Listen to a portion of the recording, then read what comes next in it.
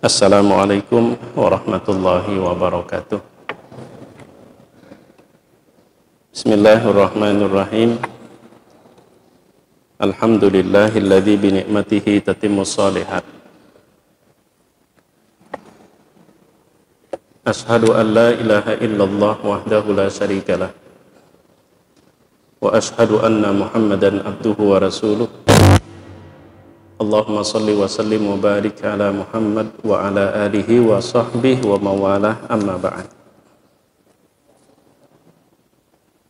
Allahumma bika asbahna wa bika amsayna wa bika nahya wa bika namut wa ilaikan nusyur.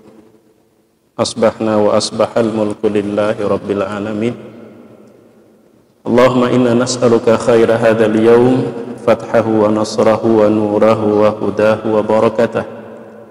Wa na'udzu bika min syarri ma fihi wa syarri ma qablahu wa syarri ma ba'dah.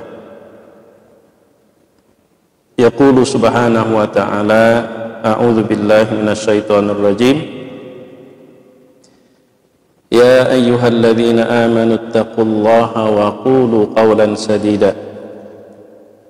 Yuslih lakum a'malakum wa yaghfir lakum dhunubakum wa may yuti'illaha wa rasulahu faqad faza fawzan 'azima. Sadaqallahul azim. Jamaah salat subuh, ikhwan akhwat fillah, mata'anallah wa iyyakum bis-sihhati wal afiyah yang Allah muliakan. Alhamdulillah, puji serta syukur kepada Allah, kita diberikan kesehatan sampai hari ini. Kita dimudahkan memulai pagi ini dengan sholat subuh berjamaah. Bahkan tentunya Allah juga mudahkan kita memulai hari ini diawali dengan sholat malam.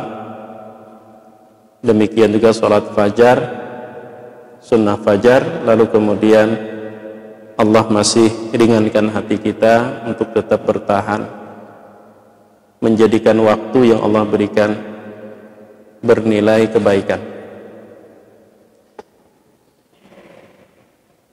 Salawat dan salam atas Nabi kita Muhammad sallallahu alaihi wasallam.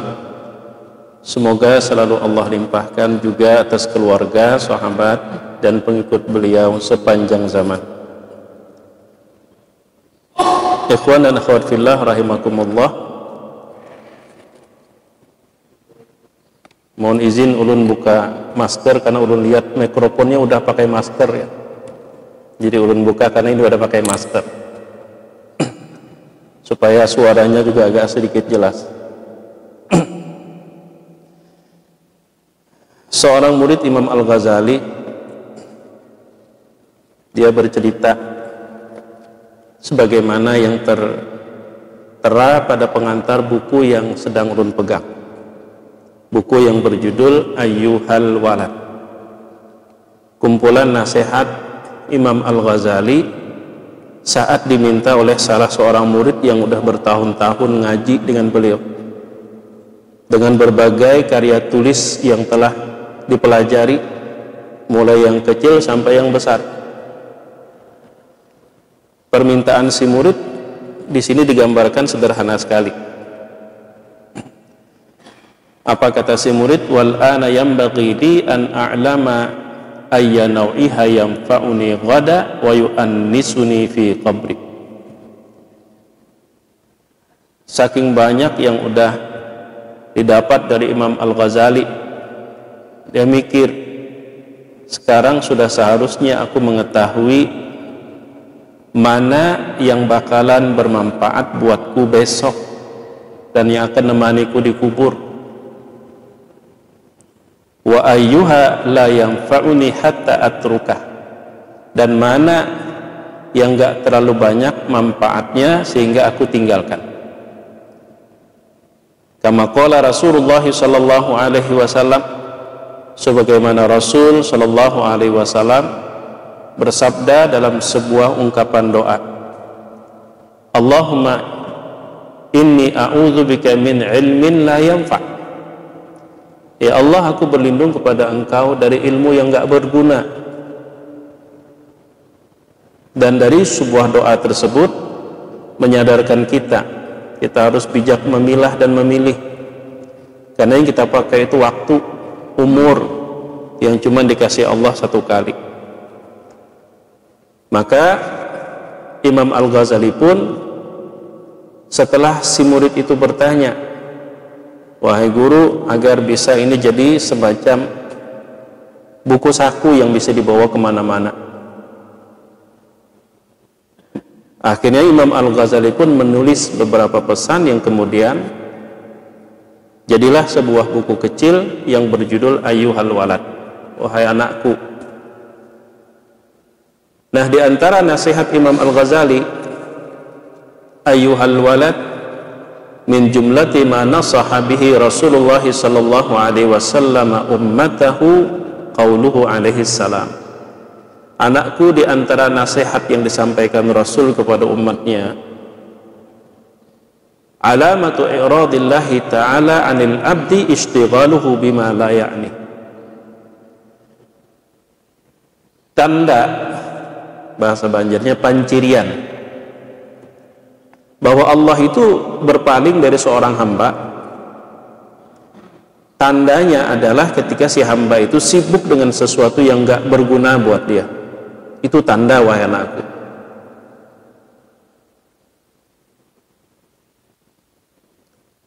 Wa in imru'un dhahabat sa'atun min umrihi fi ghairi ma khuliqa lahu min al-ibadah. Kalau ada seseorang yang sesaat saja dari usianya habis untuk sesuatu yang bukan itu tujuan Allah memberikan dan menciptakan, la jadirun an tatula alaihi hasratuh. Itulah kerugian yang harus disesali seumur hidup, karena nggak mungkin kita lewati, kita kembali nggak mungkin. Wa man jawazal arba'ina wa lam yaghlib khairuhu ala syarrihi falyatajahhaz ila an-nar. Dan kalau usia udah 40 tahun sementara kebaikannya belum mampu mengalahkan keburukan, itu udah warning, kata Imam Al-Ghazali. Hati-hati, dan kita jangan pernah bermain dengan umur, karena umur kita nggak mungkin kita balikin. Makanya kan ada salah satu postingan Imam Al-Ghazali nanya kepada murid-muridnya, apa yang paling jauh dengan kita dalam hidup ini? Dari 6 pertanyaan itu ulun ambil satu, masing-masing menjawab sesuai dengan apa yang dirasakan. Yang paling jauh itu apa? Ringkasnya, kata Imam Al-Ghazali, jawaban kalian itu nggak salah. Kenapa? Karena semua menjawab sesuai dengan apa yang dirasakan. Tapi yang harus kita sadari, yang paling jauh dengan kita adalah masa lalu. Satu hari usia kita bertambah, maka bukan lagi namanya sekarang, tapi kemarin. Bertambah lagi bisa menjadi minggu lalu, bertambah lagi bulan lalu, bertambah lagi tahun lalu, dan sampai saat ini nggak ada orang sekaya apapun, seluas apapun pengaruh dan kekuasaannya, nggak ada orang yang bisa kembali ke masa lalu. Maka sebelum hari ini menjadi kemarin, isi hari ini dengan sesuatu yang akan kau banggakan kelak pada hari kiamat. Jamaah yang dimuliakan Allah Subhanahu wa ta'ala, karena buku ini nggak mungkin ulun baca langsung selesai pada hari ini, ya tentu malam besok insya Allah juga di Masjid Al-Muttaqin kita juga baca buku ini, nasihat ya Imam Al-Ghazali. Kata beliau juga, ayyuhal walad, wahai anakku, khulasatul ilmi an ta'lama ta'ata wal ibadata mahi. Inti dari ilmu itu bahwa engkau tahu bagaimana berbuat taat dan beribadah kepada Allah. Itu intinya. Karena kalau kita nggak tahu cara berbuat taat dan ibadah, lalu ilmu itu buat apa? Sebab Imam Ghazali mengatakan dengan tegas, ketahuilah wahai anakku bahwa ilmu yang hari ini tidak mampu menjauhkan kamu dari maksiat, hari ini belum kuat mendorong kamu untuk berbuat taat, ketahuilah ilmu itu tidak akan pernah mampu besok menjauhkan kamu dari neraka jahanam. Wa idza lam ta'mal bi'ilmika al-yawm. Jadi pertama Imam Al-Ghazali menyarankan kita bijaksanalah, gunakan umurmu untuk menuntut ilmu.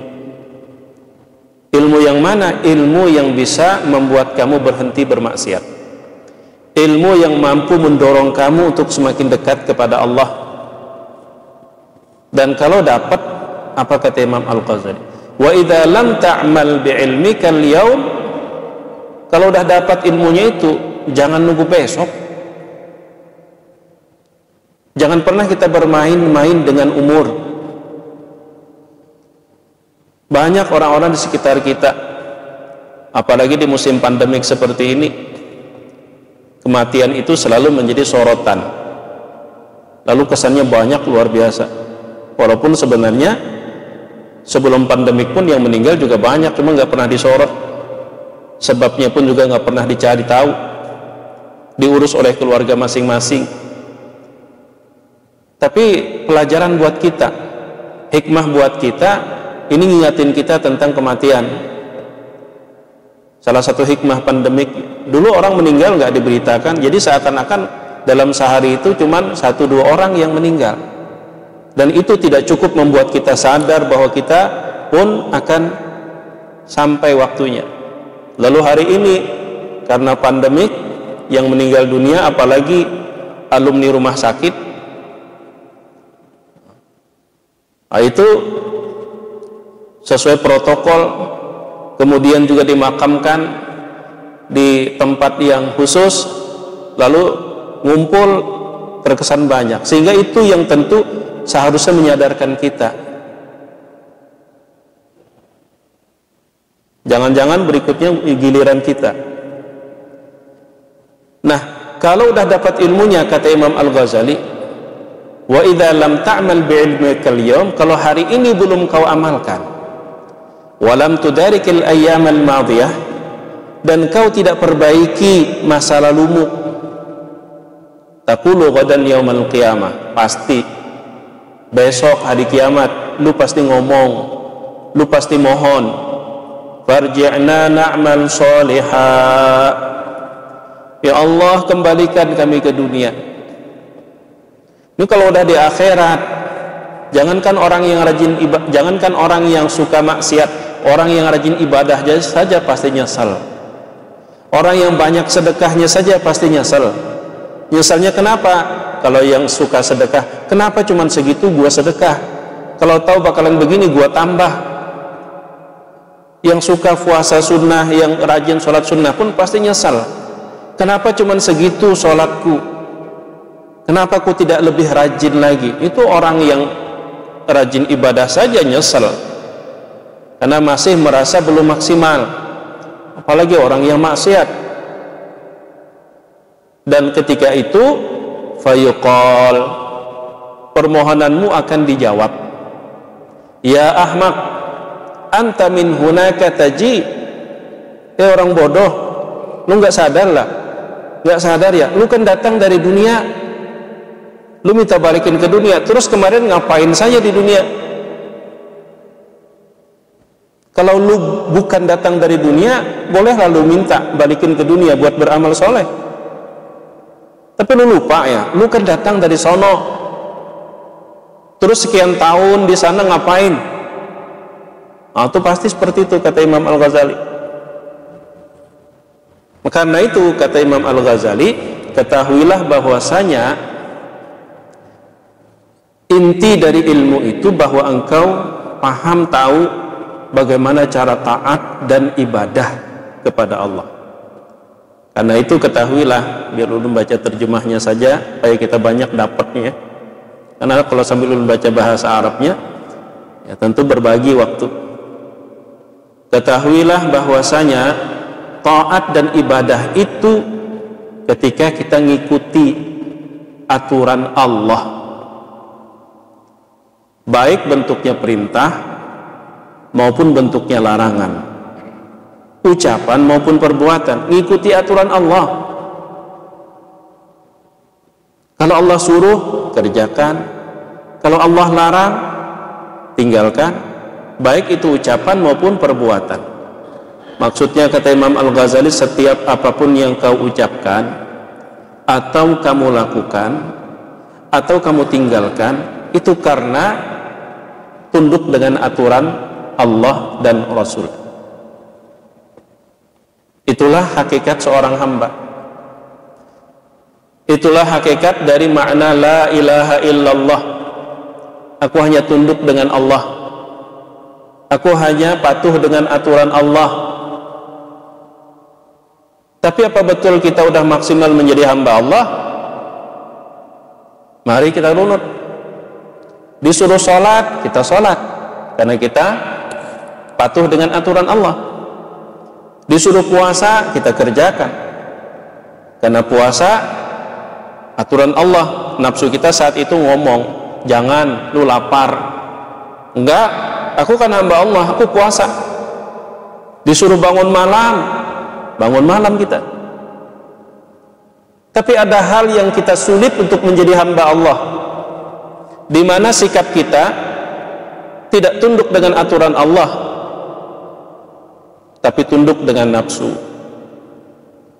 tunduk dengan makhluk. Nah, karena itu sebagian ulama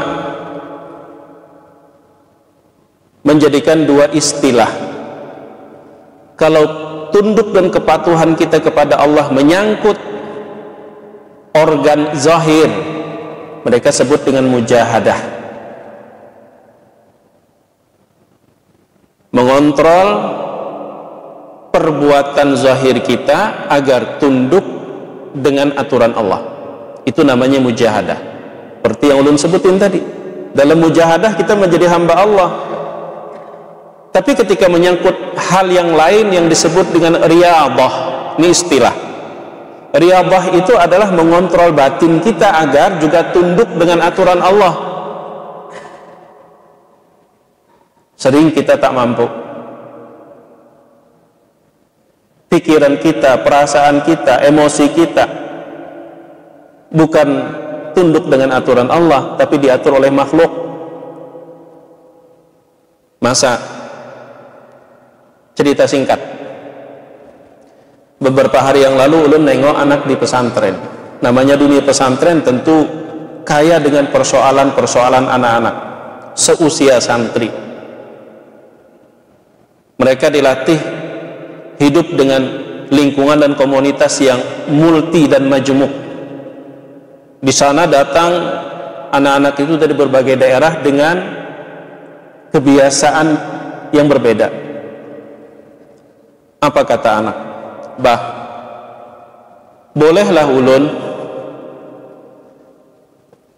membalas orang yang membuli, bolehlah membalas orang yang mencela, membalas orang yang menyambati ulun, bolehlah.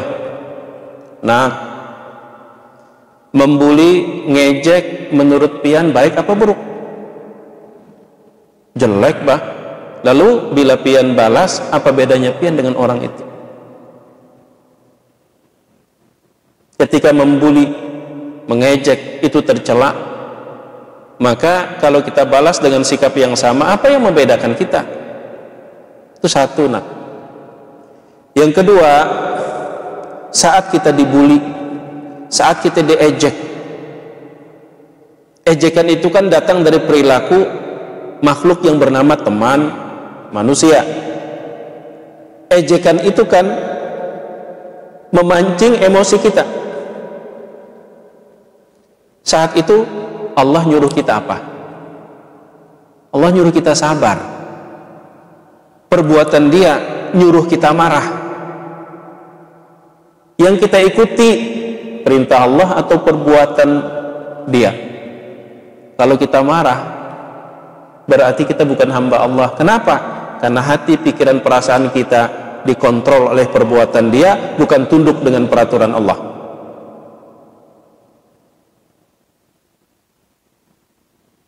Kerja keras kita nggak dihargai orang, itu memancing kita tersinggung.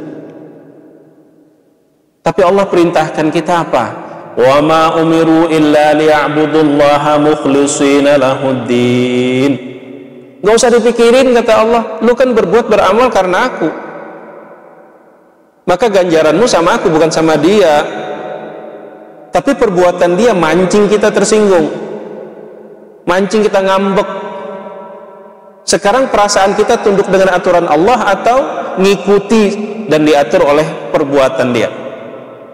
Kalau kita kemudian tersinggung hanya karena nggak dihormati orang, lalu ngambek, kita berhenti berbuat baik, apalagi kemudian nyesel aku membantuinya hanya karena dia tak pandai berterima kasih, berarti dalam hal pikiran dan perasaan kita belum tunduk dengan Allah.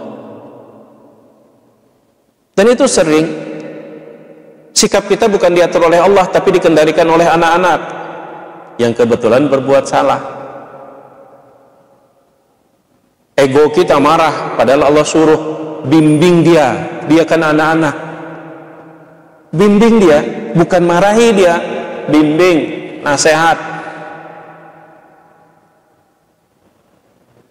Jadi dalam hal mujahadah, betul, kita alhamdulillah kajian-kajian kita menekankan sholat sesuai dengan tuntunan, puasa sesuai dengan tuntunan, tapi berpikir berperasaan, apa sudah sesuai dengan kehendak Allah, atau cara berpikir kita, perasaan kita masih dikendalikan oleh perilaku makhluk, kita masih dikendalikan oleh nafsu. Depan kita nih makanan lezat, memang nggak salah kita melakukan hal yang mubah, makanan lezat, saat itu kita pengen sepuas hati, tapi Allah berfirman, kulu washrabu wa la tusrifu, silahkan makan, silahkan minum, tapi jangan berlebih-lebihan.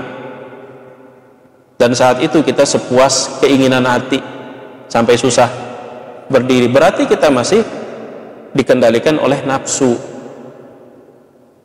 Ini yang dimaksud oleh Imam Al-Ghazali, bahwa anakku, hendaklah apa yang kau lakukan, apa yang kau tinggalkan, baik yang berkenaan dengan yang kasat mata maupun yang bentuknya pikiran dan perasaan, hendaklah selalu tunduk dengan aturan Allah. Saat itulah kau menjadi hamba Allah.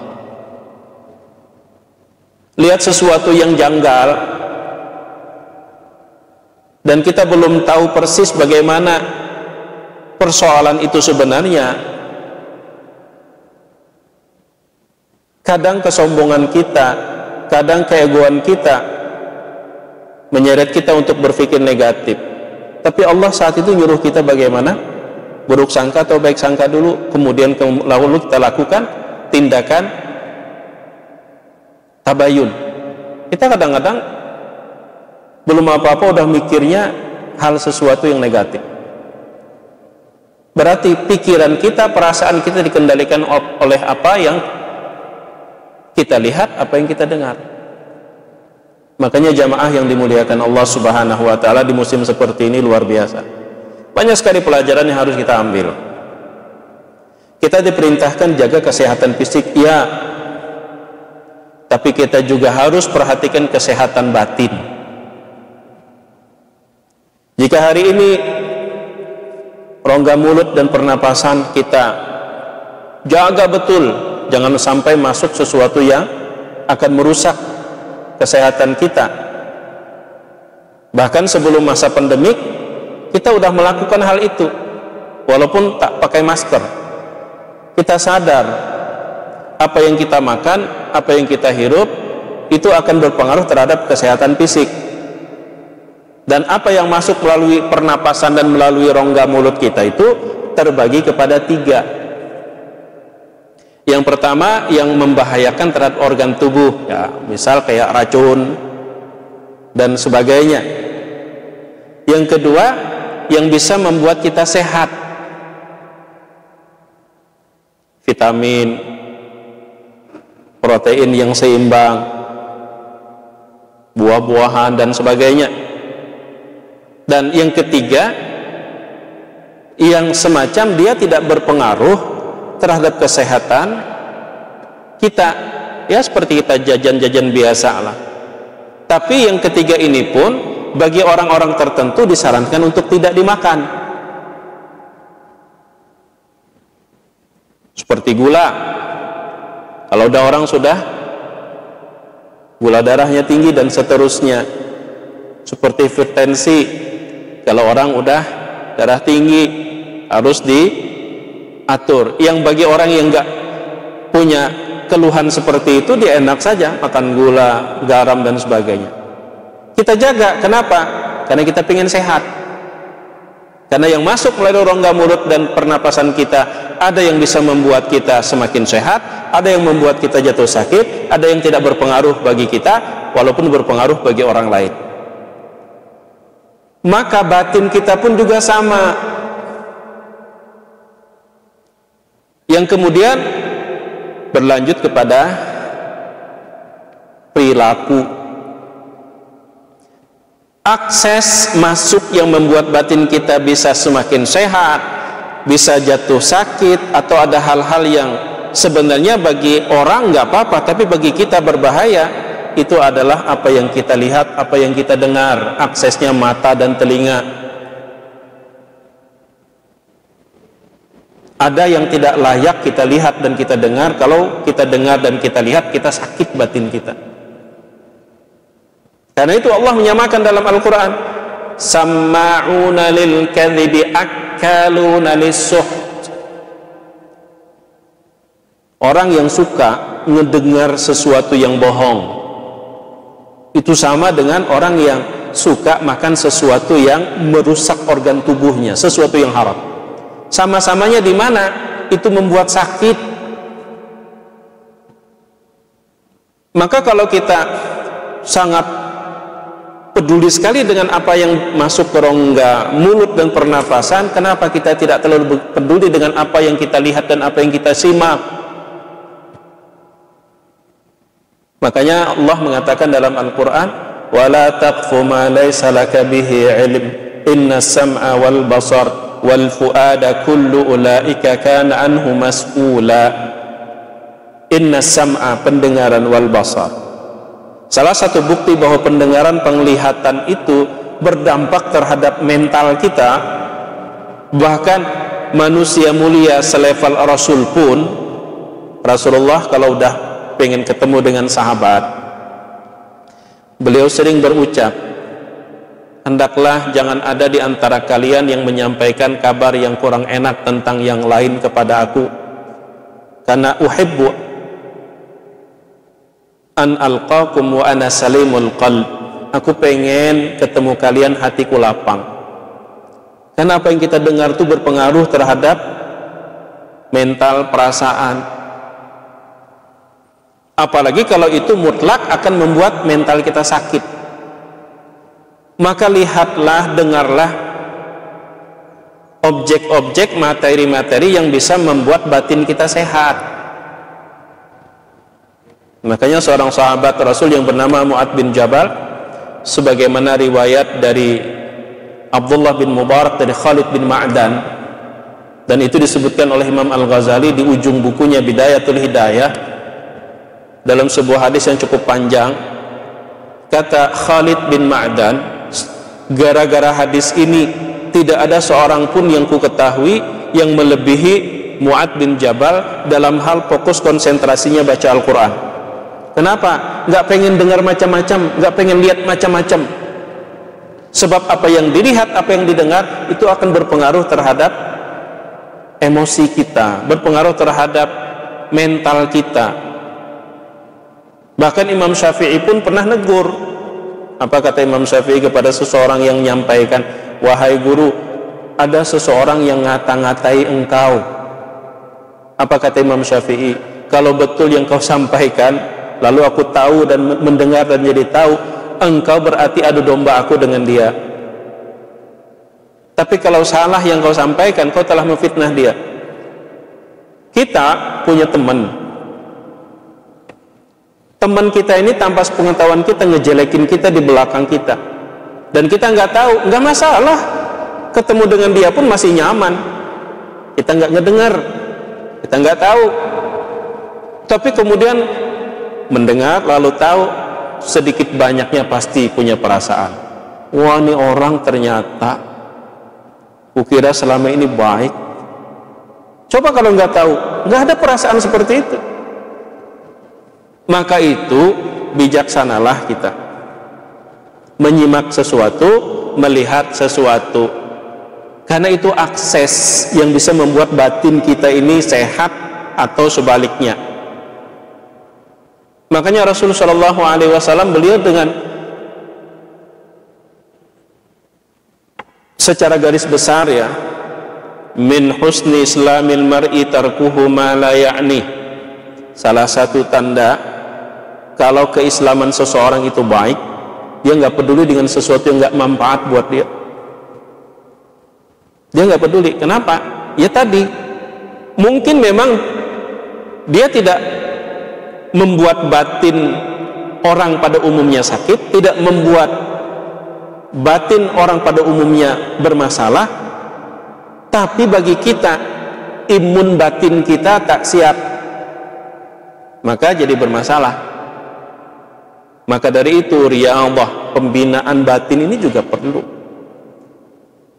Sebagaimana yang dikatakan Imam Al-Ghazali, jangan hanya zahir kita saja yang tunduk dengan aturan Allah, tapi batin kita pun juga tunduk. Dan sering sekali batin kita malah tunduk dengan kehendak manusia, tunduk dengan kehendak makhluk.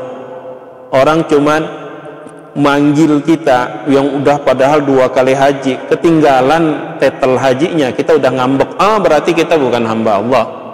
Batin kita hamba manusia, kita mudah tersinggung, kita mudah marah, kita tidak bersabar, kita tidak tawakal.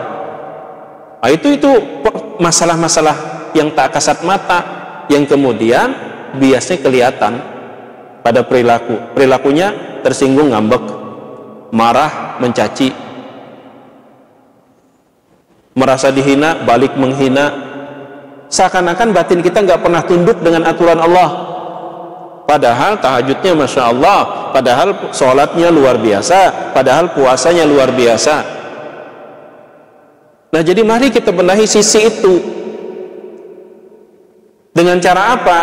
Kalau untuk batin kita, kalau untuk fisik, organ fisik kita jaga kesehatannya dengan ngontrol apa yang masuk melalui rongga mulut dan pernapasan, maka untuk bagian dalam kita juga mesti harus bijak ngontrol apa yang kita lihat, apa yang kita simak, karena itu berpengaruh sekali.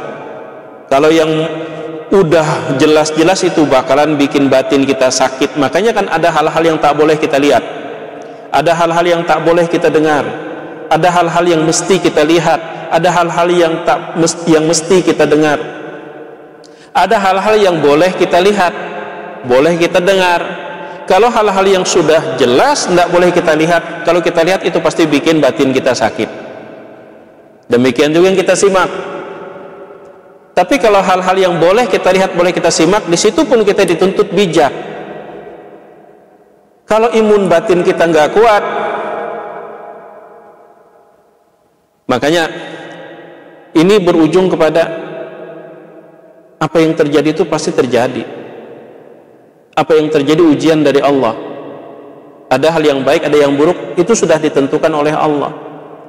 Tapi bagaimana kita melihat masalah yang sebenarnya, bukan tentang apa yang terjadi pasti terjadi, tapi ujian buat kita bagaimana menghadapi yang terjadi. Itulah masalah kita.